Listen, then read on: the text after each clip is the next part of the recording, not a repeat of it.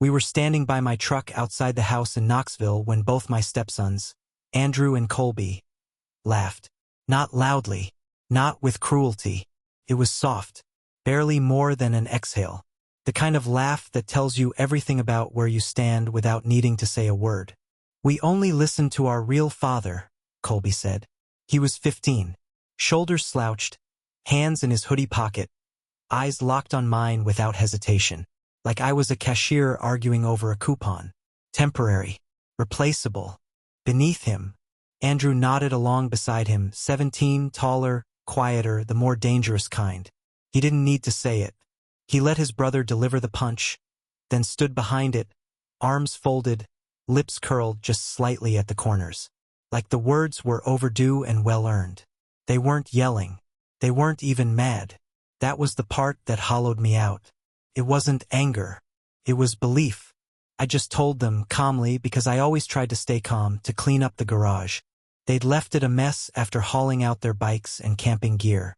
Nails scattered, cans tipped, rags stained and left for me to step over. I asked them to take 10 minutes, maybe less, to clean what they'd wrecked. That's what brought the laugh. The line. The final flick of a match across a soaked barn floor. We only listened to our real father.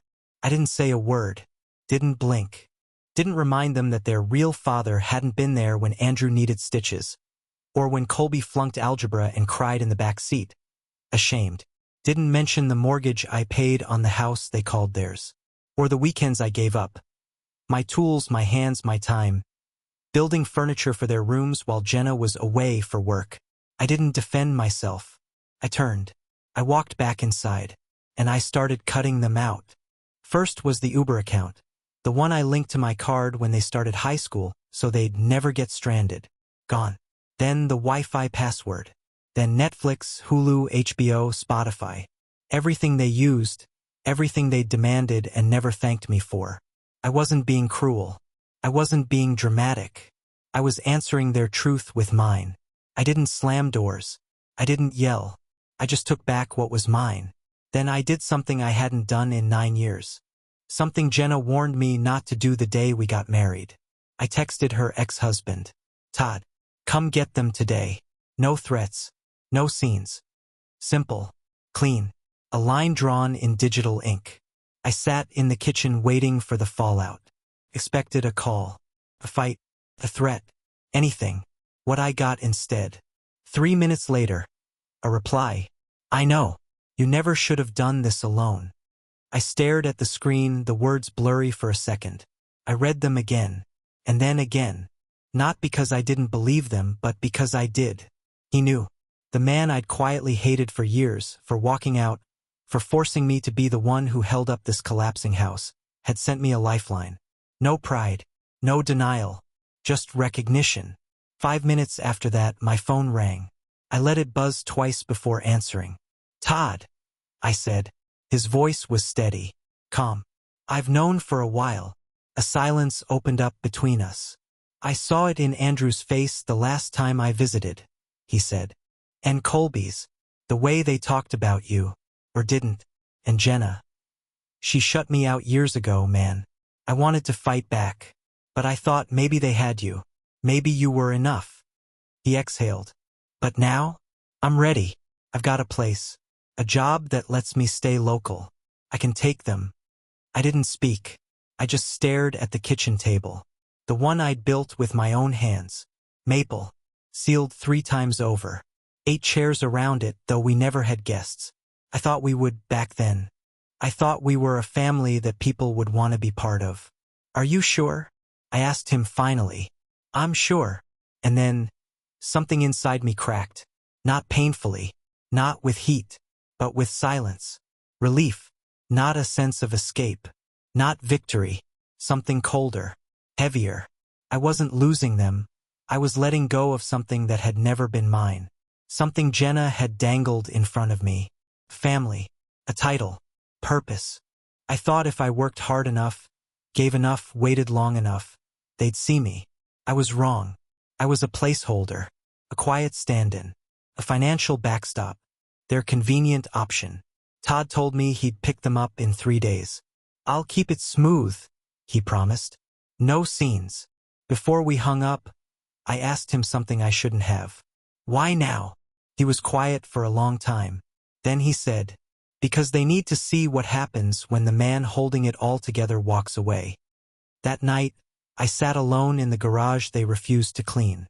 The space smelled like oil and grass. I sat on the edge of my old workbench.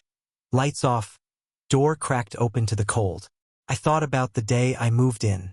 The way Colby clung to his mother's leg and glared at me. The way Andrew stayed upstairs for 3 days straight, refusing to eat with us.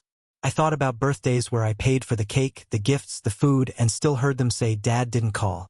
Like I was the absence they felt.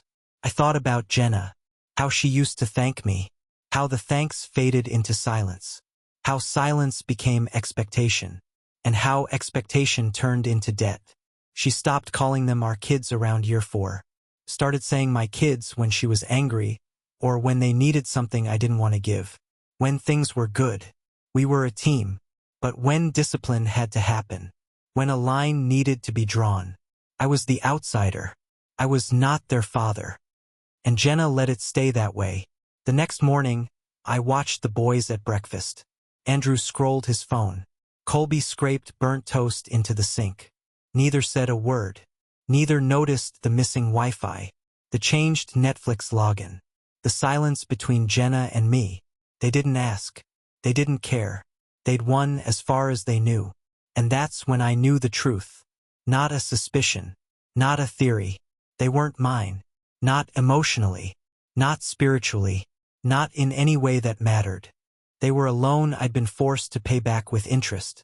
And now, I was closing the account. When Jenna got home, I was already packing their things. Not carelessly. Not in anger. Folded shirts, stacked shoes, chargers coiled neatly. Everything I had paid for, every item purchased from a sense of duty I once mistook for love, being returned like tools to a man who finally came to claim them. Her heels clicked across the hardwood like a metronome of tension. She stopped at the top of the stairs, keys still in hand, her breath catching when she saw the open suitcases on the boys' beds. What are you doing? I didn't answer at first. Just zipped up Colby's duffel, moved to Andrew's closet. She stepped inside, arms folded like a shield. Her voice dropped, low, accusatory. Michael, what is this? I stood, held up my phone, and let her see the message. Her face drained, lips parted, but no words came. You really texted him? I'm done being the convenient option, I said. That was when her face changed. She didn't cry. She didn't beg. She recalibrated, like a lawyer in a closing argument. You had no right, she said. They're my children. No, I said. They're his children. I was just the placeholder, the workhorse, the free ride. That's not fair. Neither was pretending we were a family. Her eyes narrowed. So that's it? You're just, shipping them off like packages? I'm sending them home. To the father they claim. To the name they defend. She moved closer. Her voice sharpened. They're kids. They say stupid things. You don't punish children for being immature. I stepped back. It wasn't a tantrum, Jenna. It was a truth. Said with conviction. I just listened. Maybe for the first time in years. She shook her head. You're blowing this out of proportion. That was when I laughed. Quiet. Hollow. Out of proportion? I said. After 9 years of paying for everything? After doing what Todd wouldn't? You let them spit in my face. And then you expect me to keep smiling. You're acting like you're the victim. I'm acting like I've finally understood my role. She moved toward the bed, tried to unzip one of the bags. I stopped her with a glance. They leave tomorrow, I said. You don't have to like it, but it's done. She stared at me like she was trying to see someone else behind my eyes. Someone she could manipulate. Someone still willing to bend. But I didn't bend anymore. That night, she didn't speak to me. She moved through the house like a ghost. The boys didn't notice. Andrew had his headphones in, face lit by the glow of his phone. Colby was on the couch, shoes on the cushions, watching some YouTuber scream into a camera about video games. Neither of them looked at me. I cooked dinner. Chicken, rice, broccoli. Like I always did. Jenna didn't come down to eat. The boys barely said thank you. I washed the dishes, dried them, placed each fork and plate exactly where it belonged. Everything in its right place. For the last time. The next morning we drove in silence. Andrew in the back seat, hoodie up, arms folded. Colby beside him, staring out the window. Jenna stayed home. Said she couldn't face Todd. Said she had a meeting. She didn't have a meeting. She had shame. The house Todd rented was 2 hours away. A plain two-story on the edge of Little Rock. Quiet, with a patchy lawn and a battered swing set that hadn't been used in years. The kind of place built for a new start. Or maybe a final one. He was waiting at the door when we pulled in. No posture. No forced smile. Just him. Jeans, flannel, eyes tired but steady. The boys climbed out without hesitation. No hugs. No goodbyes. Andrew grabbed his bag. Colby dragged his suitcase behind him, one wheel sticking. Todd stepped forward and opened the door. They walked in. I turned to leave. Michael. I stopped. Can you come in for a minute? Inside, the house smelled like dust and coffee. Sparse furniture. A few boxes still taped shut. On the kitchen table were papers stacked and spread out. Bills. Birth certificates. Photos. School reports. Old medical forms. A family's timeline. Scattered like broken glass. This is what I've been watching, Todd said. From the outside. He gestured at the papers. All of it. Missed payments. Missed visits. Do you know how many times I tried to call and Jenna didn't answer? How many birthdays I mailed cards for that never made it to their hands? He picked up one paper and handed it to me. An email. Printed. From Jenna. They don't need you anymore. I've got someone better. The words blurred for a moment, then sharpened. I believed her, he said. I thought maybe that was true. Maybe they were better off with you. So I stayed away. I didn't want to confuse them. I didn't want to interfere. He looked at me. But you weren't the solution. You were the cover-up. I sat down. The chair creaked under me. She used both of us, he said. Me as a threat. You as a shield. And neither of us saw it until it was too late. I didn't speak. Couldn't. Andrew and Colby. They don't understand yet. What it means to be fought for. What it means to have a man show up, even when he's not wanted. He poured 2 cups of coffee. Sat across from me. But they will, he said. Eventually. We sat in silence. Outside, the boys unloaded their things. I saw Colby trip over a step. Todd started to rise, but I waved him down. They need to figure it out, I said. He nodded. You did more for them than I ever did, Todd said. That's not true. It is, he said. But I'm going to try now. Not because I want to fix everything. Just because it's time. I stood. They'll message you, he said as I reached the door. Maybe. They will. One day. And when they do, just remember they're not apologizing to a man who failed them.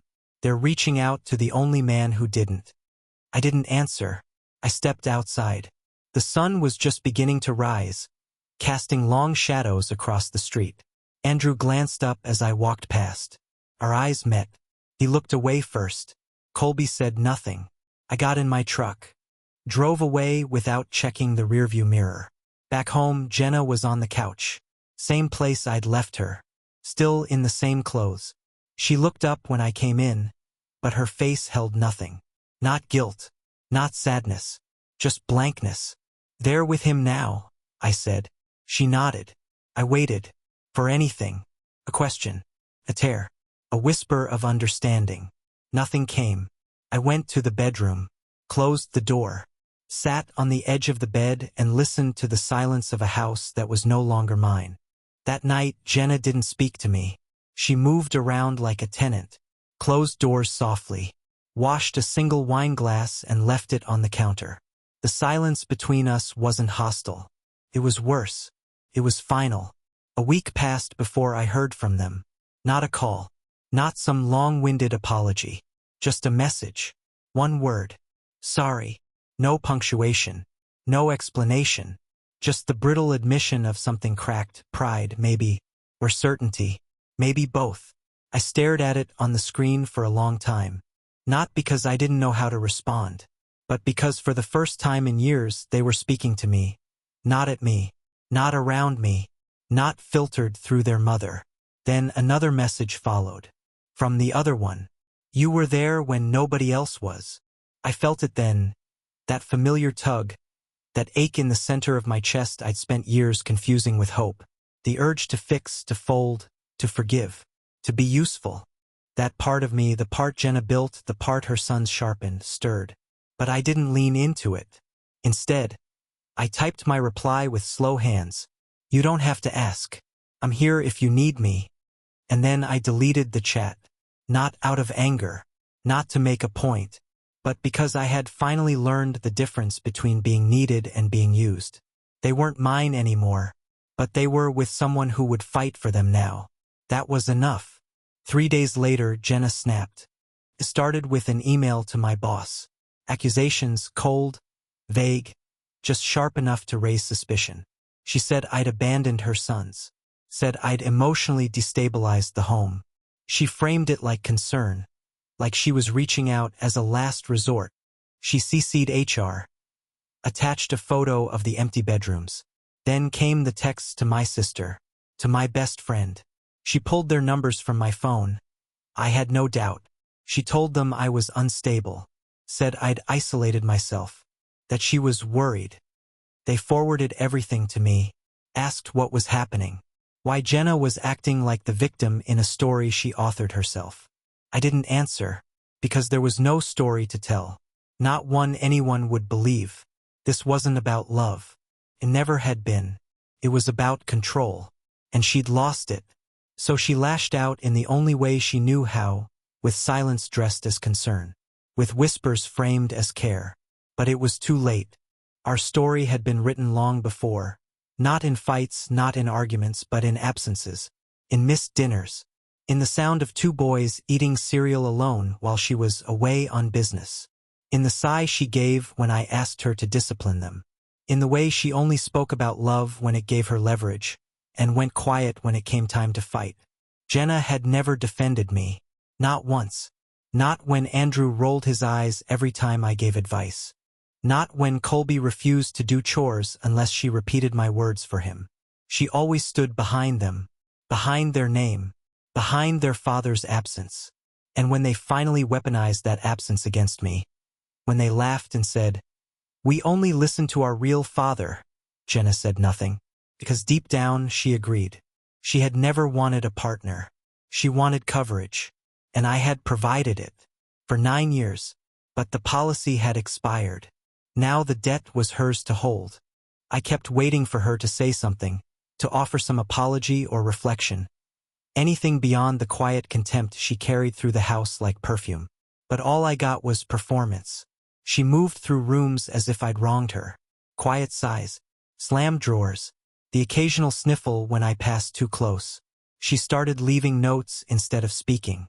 Sticky reminders about the trash, the groceries, the laundry, as if we were roommates and I was the lazy one. But I didn't respond. I did my chores. I made my own meals. I kept the silence she demanded. Let her choke on it. It was the second Sunday after they'd left when I found her sitting at the edge of the bed, phone in hand, shoulders slumped. She didn't know I was watching from the doorway. She was rereading something. Her fingers scrolled slowly, paused, moved again. I stepped closer. Her thumb darted across the screen, closing the message. "What is it?" I asked. She didn't look at me. Nothing. I sat on the chair across from her. Waited. After a long pause, she said, "Colby asked if he could come home." I nodded. "And what did you say?" I didn't answer. We sat there in the quiet. "He's not asking for you," she added bitter. "He misses his room, his stuff." I stared at her. "You think that makes it better?" Her eyes met mine, suddenly sharp. "They're kids, Michael. You're treating this like a contract dispute, like they should know better. But they're just boys. They're allowed to be stupid." "No," I said. "They're allowed to be young, not cruel. There's a difference. She scoffed. You act like you've never said something stupid when you were their age. I leaned forward. I never spat on the man feeding me, never mocked the roof over my head, and I sure as hell never told the only father I had that he didn't count. She stood. You're so self-righteous now, like you didn't sign up for this, like you didn't choose us. I stood too. I did. I chose to carry the weight, not to be buried under it. She left the room without another word. Later that night, the messages came again. This time from Andrew. We shouldn't have said that. Then another minutes later. You didn't deserve it. No excuse. No begging. Just words scraped raw. It hurt more than I expected, because I could hear his voice in those words. Quiet, trying not to cry. The boy who once called me Dad, after I taught him how to change a tire in the rain. The boy who sat in the ER holding my hand because Jenna was too busy to come. But I didn't reply. Some things aren't fixed with words. And some wounds don't want stitches, they want air. Time. Distance. Jenna must have seen the messages. Maybe on her own phone. Maybe she checked mine when I was asleep. I'll never know. But the next morning she made a scene. Slammed every cabinet. Dropped a plate. Cursed under her breath every time she walked past me. She started muttering things, just loud enough to hear. Words like coward, traitor, abandoner. I didn't react, didn't blink, just kept making coffee, because I knew what it was. Desperation. Her boys had reached out to the man she thought she could erase, and she couldn't compete with that. That afternoon, she packed a bag. Said she was going to stay with her sister for a few days. Said she needed space. I didn't stop her. She paused at the door, keys in hand, and asked, Are you even going to fight for this? I looked at her, really looked. The woman I had loved once. The one I thought I was saving. You never fought for me, I said. Why should I fight for the silence you chose? She left. The door clicked softly behind her. I didn't move. The house was empty now. No boys. No Jenna. Just me. And for the first time, I felt the difference between loneliness and peace. Peace doesn't beg. It doesn't perform. It just sits with you and listens. That night, I opened the cabinet above the fridge. Took down a folder Jenna never knew existed. Inside was every receipt I'd saved. For braces, school trips, birthday gifts, car repairs, college funds, grocery bills, rent, emergency room visits, soccer uniforms, Wi-Fi upgrades, phones, laptops, all of it. 9 years of sacrifice. I spread them across the kitchen table. The one I'd built. The one no one thanked me for. And I stared at them. Not with bitterness. With clarity. This was the cost of love without recognition. And I had paid it in full. The summons came in a plain envelope. No signature. No apology. Just printed words on a white page. A court date. A petition for custody modification. Jenna was dragging me into court. She claimed I'd abandoned the boys. That I'd cut them off financially to manipulate them. Emotional sabotage, she called it. A disruption of domestic stability. She didn't use the word father. Not once. It was her way of erasing me. One legal motion at a time. I sat on the porch rereading the letter while the late sun cut gold lines across the steps. She'd been gone a month. No texts. No calls. Only this. Her final act of control, to weaponize the system she'd ignored when it benefited her. I didn't respond right away. I let the silence work for me. I let her wonder. 3 weeks later, we stood across from each other in a sterile room with fluorescent lights and gray carpet that smelled like old paper and failed promises. She wore her best dress. Lipstick just bold enough to say, I'm the responsible one. I wore what I always wore. Nothing to prove. Nothing to dress up. She looked at me like I was a stranger. Like the years of my service had never happened. The judge asked for statements. She had a prepared speech. Pages stapled together, full of legal buzzwords and emotional scaffolding. She said I had strategically undermined the boys' sense of security. That I punished them financially as retaliation. that I jeopardized their education. She cried halfway through, not from guilt, from performance. She was playing the role of the discarded wife, the abandoned mother, the woman left behind. Then it was my turn. I didn't bring papers. I didn't cry. I brought truth. I told the court what I had done. Not with pride. Not with anger. Just detail. Exact. Undeniable. 9 years. Rent. Groceries. Tuition. Medical bills. Travel. Clothing. Discipline. Late-night calls. Ditches. Fevers. Christmases where I went without so they wouldn't. And then the sentence. We only listen to our real father. I said it once. Clearly. No exaggeration. The room went quiet. Then I reached into my pocket. Took out my phone. The judge raised an eyebrow. Screenshots, I said. Messages from Andrew. From Colby. Time-stamped. Their words. Not mine. Sorry. You were there when nobody else was. We shouldn't have said that. You didn't deserve it. And then I handed over the printout of Jenna's own email. The one Todd had shown me. They don't need you anymore. I've got someone better. The judge asked who Todd was. Their biological father, I said. Who now has custody. Jenna's face lost all color. She hadn't known I had it. That message. That proof. She hadn't thought anything lived outside her control. The judge leaned back in his chair, folded his hands, asked one final question. Do you consider these boys your children? I didn't speak right away, because the truth was brutal. I did, I said. For 9 years. I showed up when their father didn't. I paid when no one else would. I stood in every storm they threw at me and stayed upright. But they drew the line. They told me where I stood. So I stepped back. I looked at Jenna. And when they turned their backs, she watched. She let it happen. Because it was easier to lose me than confront them. The courtroom stayed quiet for a long time. Then the judge spoke. I've reviewed the evidence. I see no grounds for interference. The boys are no longer minors. They're not under this court's protection. And the petitioner, he nodded toward Jenna, is attempting to retroactively frame neglect where none exists. He looked down at his notes. Case dismissed.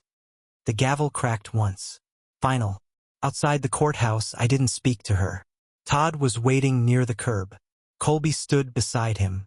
Andrew wasn't there. She walked past me, shoulders tight, jaw clenched. Her eyes flicked toward me once, as if daring me to say something. But I didn't, because there was nothing left. Todd stepped forward, not smiling, not smug. Thank you, he said, for letting them go the right way. I nodded. He placed a hand on Colby's shoulder and turned to leave. I watched them walk away, the three of them, father and sons. And I felt nothing. No rage, no grief, just stillness. Because in this story, finally, there were no winners. No grand reconciliation. Only people who had to live with the choices they made. When I got home, the house looked the same. Still, dust on the banister. The boys' old shoes in the hall untouched. I didn't throw them out. I didn't clean the rooms. I left them, not as shrines, but as reminders of what happens when gratitude dies. Of what it costs to build a home no one protects. Jenna never reached out again. Months passed. Then a year. Andrew sent one more message. I get it now. I didn't reply, because by then the price had already been paid. The damage done. And I wasn't interested in being understood, only in being free. I'd given everything. Quietly. Willingly. But in the end, they told me who I was. And I listened. So now I ask you, whoever's reading this, whoever still believes sacrifice guarantees loyalty. Was I wrong to walk away? Was I cruel to finally listen to the silence they gave me for years? Or was this the only way to survive in a house that never wanted me? You tell me, because I'm done explaining myself.